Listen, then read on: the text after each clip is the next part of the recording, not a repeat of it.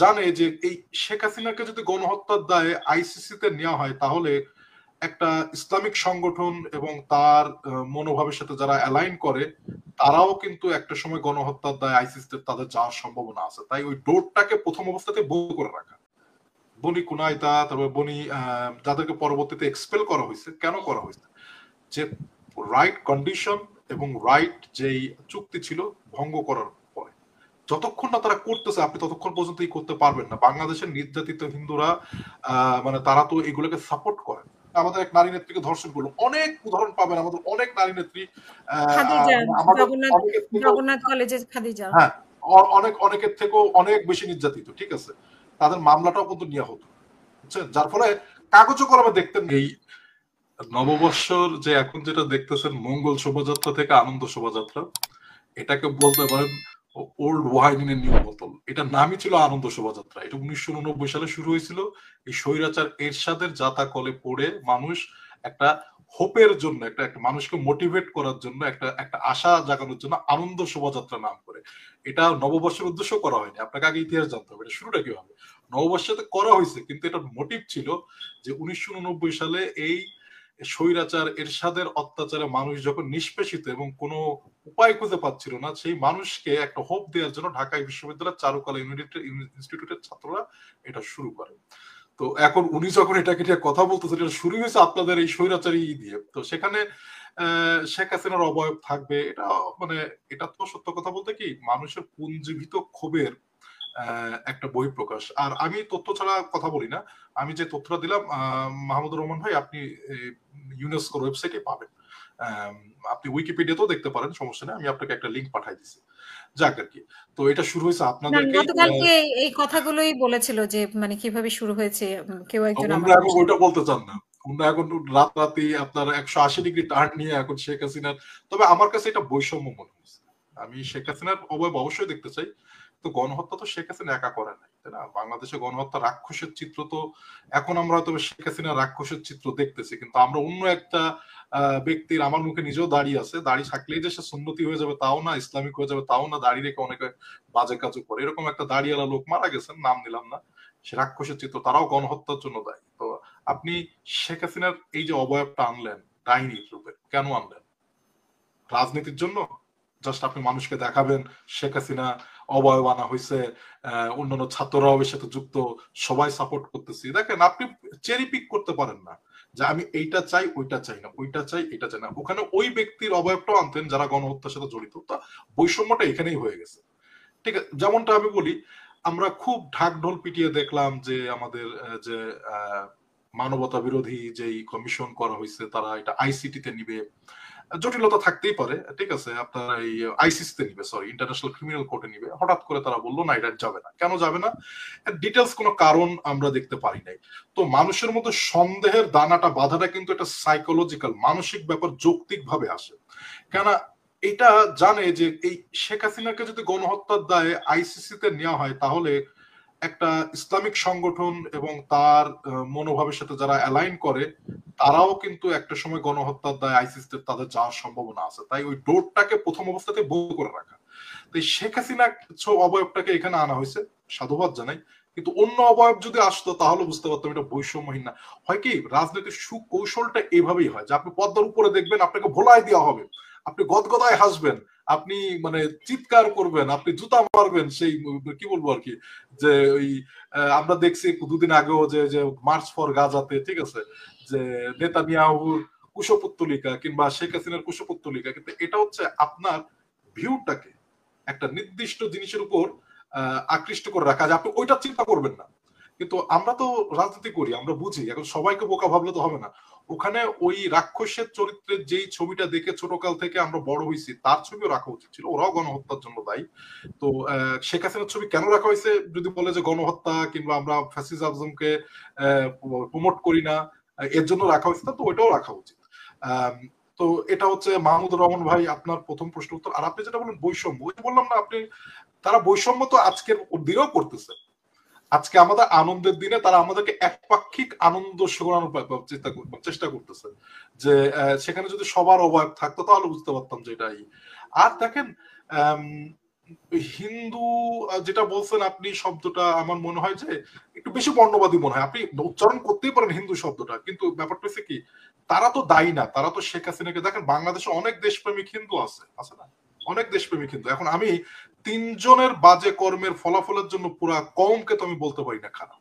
তা এখন শেখ হাসিনা ইন্ডিয়ার হয়ে দালালি করতেন, এটা করতেন, ওইটা করতেন, হ্যাঁ এটা হাজারটা বলা যাবে, কিন্তু আজকে যারা আমাদের বাংলাদেশে, আমাদের সংখ্যালঘু শব্দটা খুবই, আমার কাছে মনে হয় সংখ্যালঘু শব্দটাই বর্ণবাদী শব্দ।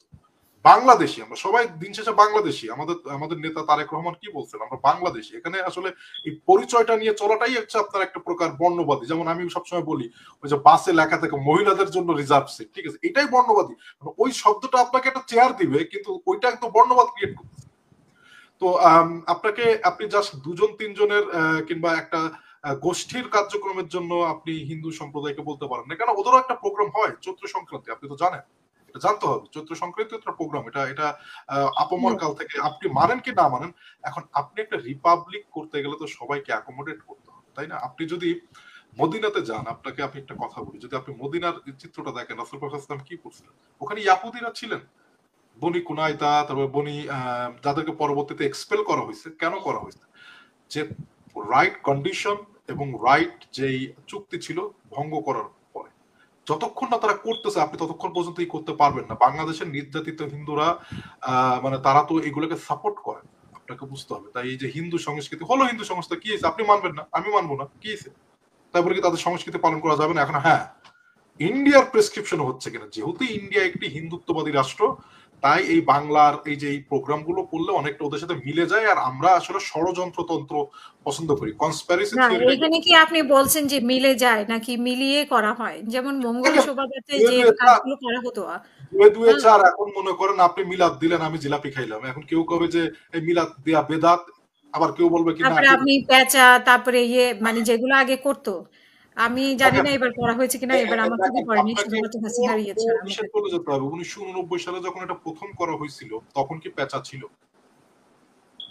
এরশাদের নামে ভারতের সাথে সম্পর্কের একটা গুঞ্জন ছিল, কিন্তু হাসিনার মতো গলাগলি সম্পর্ক তো ছিল না। ব্যাপারটা হচ্ছে কি, এই সিম্বলিজম গুলো আমাদের চোখে তুলে ধরা হয়েছে, ঠিক আছে, হয়তো বা আগেও ছিল, কিন্তু এর কি কোনো সিগনিফিকেন্স ক্যারি করে, তাৎপর্য ক্যারি করে? মাঝে মধ্যে আমরা আসলে কথা বলার জন্য কথা বলি, রাজনৈতিক ইস্যু প্রয়োজন। শোনেন, রাজনৈতিক ইস্যু আমি বারবার একটা কথা বলি, এইগুলো কালে ভদ্রে যুগে যুগে একবার আসে, ঠিক আছে। আগে গেছে আপনার এই যে এই কি শেষ বলে করে এই বঙ্গবন্ধুর বিচার, মুক্তিযুদ্ধ, তারপরে যুদ্ধাপরাধীদের বিচার, এখন চালু হয়েছে আপনার এই যে নতুন চেতনা ব্যবসা। আর এর সাথে এই যে বললাম না যে এই ইসলামিক সংগঠন যারা মনে করেন যাদের 5% জনপ্রিয়তা নাই, এই এদের কিছু লোকজন তারা অনলাইনে হাইপ তোলা। তো শুনুন, এগুলো আমি এগুলোকে তাৎপর্যহীন মনে করি, বুঝছেন। এগুলো এগুলো আলোচনা করা মনে করেন যে চার টেবিলে করা যায়, বাট মানে এগুলোকে আলোচনা করা মানে এগুলোকে বাড়াই দেয়। তবে আমি যেটা দেখি ব্যক্তিগত হিসেবে, আমি দেখি আজকের শোভাযাত্রাটা সুন্দর হয়েছে।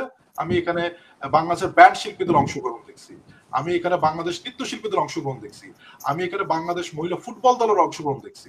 এটা ঠিক ছিল। ওই যে বললাম না, আপনি এই খুব সুকৌশলে আপনার ধারণাটা আরেকজনের মাথায় আপনি স্থাপন করার চেষ্টা করতেছেন। আপনি শেখ হাসিনার ছবিটা আনছেন, কিন্তু আরেকটা রাক্ষস তাকে আনেন।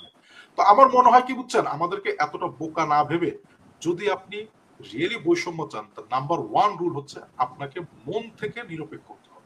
যারা গোয়েন্দা সংস্থাতে কাজ করে তারা তো রোবট না, তারা তো আমাদের মতোই মানুষ। কেউ আমার বন্ধু, কেউ আপনার ব্যাচমেট হবে, হয়তো আমার কোনো একজন হয়তো ফ্রেন্ড আছে গোয়েন্দা সংস্থাতে কাজ করে, কিংবা আপনার প্রতিবেশী। তারা অনেক সময় চায়ের আড্ডায় বিভিন্ন সময় আমাদেরকে তথ্য দেয়। বিভিন্ন জেলাওয়ারি পর্যায়ে তারা যখন বৈষম্য বিরোধী ছাত্র আন্দোলনের নামে, সমন্বয়কের নামে খাদ্য মন্ত্রণালয় থেকে তাদের নিজস্ব দলীয় মানে বৈষম্য বিরোধী প্রোগ্রামে তারা চাল গম অনুদান নিচ্ছে, এটা তো সরকারি রাষ্ট্রীয় জিনিস, এরকম বহুত প্রমাণ আছে। এগুলো আসবে, এগুলো সবাই আস্তে আস্তে। শুনেন একটা কথা, ওদের বাড়াবাড়ি এটা প্রমাণিত হবেই, এটা হতেই হবে। কেননা শুনেন মানে ওরা মানে কি বলবো আর কি, চেষ্টা করতেছে। দেখেন, নির্বাচনটা না চাওয়াটার সাইকোলজিক্যাল জায়গাটা বুঝবেন। নির্বাচনটা না চাওয়ার কারণ কি?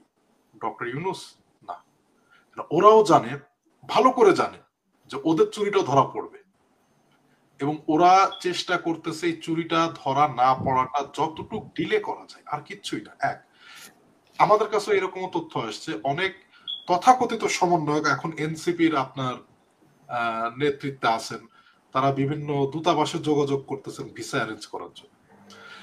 তো আমি প্রসঙ্গটাতে আসবো আবার একটু। আমি মুন্নি চৌধুরী আপনার কিছু কিছু জিনিস আমি একটু আপনার সাথে অ্যালাইন করে বলতে চাই, কিছু কারেকশন, কিছু অ্যালাইনমেন্ট। আমরা বিএনপিতে কাজ করতেছি, আসলে হয় কি মাহমুদ ভাইয়ের কথাটা, বিএনপি একটা বড় দল, একটা গাছ, অনেকেই ঢিল মারবে, কেউ পাবে কেউ পাবে না। আমি মতিঝিলের ব্যাপারটাতে আসি। মতিঝিলের ব্যাপারটাতে আমি জানি যে ঢাকা দক্ষিণের সভাপতি এবং সাধারণ সম্পাদক দুজন মতিঝিল থানায় যে মামলা করছেন। তো ওনারা যে মতিঝিল থানায় যে মামলা করছেন, ওনারা, আপনাকে এটা জানতে হবে, ওখানে পদ প্রত্যাশী অনেক লোকজন আছে, হয়তো বা কেউ পাবে কেউ পাবে না, আমি যেন নামটা নিব না, কারণ আমি ব্যক্তিগত পর্যায়ে মতিঝিলে আমি কথা বলছি কয়েকজনের সাথে, তোমরা কি করতেছো। তো সবারই কথা, আমাদের তো এখানে কোনো কমিটি নাই, আমরা সর্বোচ্চ আমাদের মজনু ভাই কিংবা রবিন ভাই তাদের কাছে জানাইতে পারি। তো তারা জানাইছে এবং তার পরিপ্রেক্ষিতে তারা ভেরিফাই করে গেছে। সাংগঠনিক কার্যক্রম চলতেছে, আসলে আমরা দেখার চেষ্টা করতেছি আসলে কি ওই যত দোষ নন্দ ঘোষ, মানে গণহারে বিএনপি দিয়ে দাও, দোষ দিয়ে দাও, ঠিক আছে। আমরা নিজেরাই তো আমাদেরকে মানে কি বলবো আর কি, এই যে চাঁদাবাজি, টেম্পুবাজি, ঠিক আছে, এই শব্দগুলো আসছে তো বেসিক্যালি ফ্রান্স এবং এই এখানে মানবতার এক ধারক ইলিয়াস নামে একজন আছেন, উনি এই সমস্ত লোকের কাছ থেকে। ইলিয়াস সাহেবকে আমি কয়েকবার চেষ্টা করছি, আমি সেই জায়গাটাতে আসতেছি। দেখেন, আগেও চাঁদাবাজি হয়েছে। আপনার ক্রিমিনাল জাস্টিস সিস্টেমে যেটা হয়, একটা দেশের আইন শৃঙ্খলা কতটুকু ভালো হচ্ছে এটা কিভাবে পরিমাপ করবেন? যত ক্রাইম কম হবে তার মানে আপনার আইন শৃঙ্খলা পরিস্থিতি ভালো, তাই না? এটাকে কাগজে কলমে পরিসংখ্যানে দেখায়, ঠিক আছে, কাগজে কলমে দেখায় যে আওয়ামী লীগ কি করতো, অনেক চাঁদাবাজি হইতো, অনেক রেপ হইতো, অনেক মার্ডার হইতো, কিন্তু মামলাই হইতো না। যার ফলে সেই জায়গাগুলোই পূরণ করেছে অন্যরা, কিন্তু এখানে শুধু বিএনপির নামটা আসে, বিএনপি বড় দল বলে, কিন্তু এখানে শূন্যস্থান পূরণ করেছে সব দল মিলেই, হয়তো নতুন দল সেটার অংশ হতে পারে। নন পলিটিক্যাল গভর্নমেন্ট রয়েছে, তো তারা এই পরিসংখ্যানটা, যেমন আপনি কিন্তু এখন এরকম কোন মামলা পাবেন না, আমি জানি না দুই একটা ঘটছে কিনা, যে আপনি রেপ হয়েছেন, ছাত্রলীগদের আগে রেপ হয়েছে, ঠিক আছে, আপনার মনে আছে কিনা 2022 সালের 5ই জানুয়ারি ঝালকাঠিতে আমাদের একটা নারী নেত্রী, মানে তাকে, মানে তার গর্ভের সন্তান ধ্বংস করে ফেলা হয়েছে, ঠিক আছে। তো মুন্নি আপা আপনি হয়তো জেনে থাকবেন। মাঝে মধ্যে আমি এগুলো বলতে চাচ্ছি এই কারণে যে আমরা অনেক সময় মনে করি আমরাই সাফারার। সোনি আক্তার রাজবাড়িতে, চিন্তা করে দেখেন, সোনি আক্তার, তাকে রাত্রের বেলায় অ্যারেস্ট করা হলো, তার হাজবেন্ড থাকে বিদেশে, বাচ্চা কাচ্চা কে দেখবে। তারপর আপনার ভোলা তমিজউদ্দিন থানা, তমিজউদ্দিনে ওখানে আমাদের ওই যে ওই শাওন যে এমপি ছিল, তার লোকজন মিলে আমাদের এক নারী নেত্রীকে ধর্ষণ করলো। অনেক উদাহরণ পাবেন, আমাদের অনেক নারী নেত্রী,